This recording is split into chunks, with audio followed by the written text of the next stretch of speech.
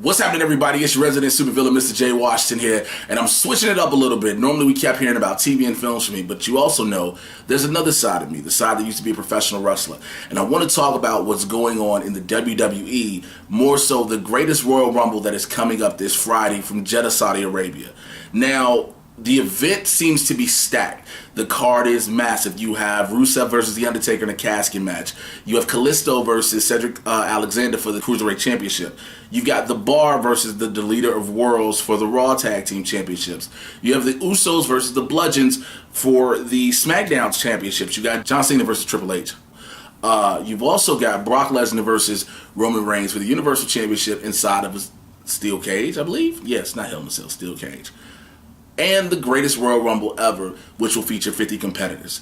Now that sounds like a phenomenal card stacked top to bottom, but you may be noticing that you're missing some things, which are the women. There are no female superstars on this card, and that is not by accident. So here's the thing, this is one of those bought shows that an outside investor reaches out to the WWE and they want to purchase a show, and they look at whatever wrestlers they want and they pay the WWE for this product. They pay for all the accommodations and everything else. Well, here's one of the things about Saudi Arabia. Their rules are very strict on women.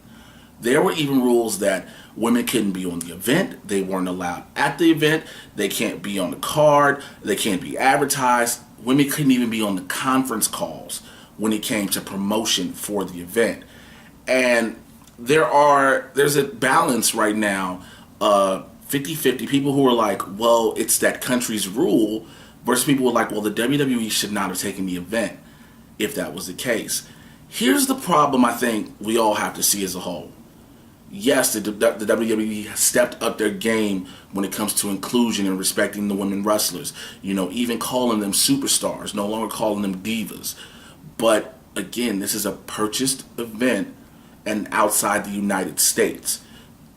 What we see as normalcy, as equality and equivalence in the United States, unfortunately does not apply to everywhere. There are various other countries where the same thing happened. Countries in Africa, countries, you know, even in the Middle East, and even certain parts of Europe. And granted, still in America sometimes. Now, am I saying that it should be cool? No, I mean, the women have busted their behinds just as much as the men. But at the same time, you can't tell another country how to rule their rules. And I get what a lot of people are going to say, well, the WWE should not have taken this. They are expected to make between $20 million and $50 million. Now, once the success of this event happens, because it's streamed on the network, then it allows the WWE for leverage to go to the bargaining table when the next time they come back. There was a match recently, and I forgot which country it was, where Alexa Bliss and Sasha Banks were the first women to ever compete in a wrestling match there. Granted, they had to change their gear for the event, but they were still able to put on a spectacular match, and that has opened up the door for more.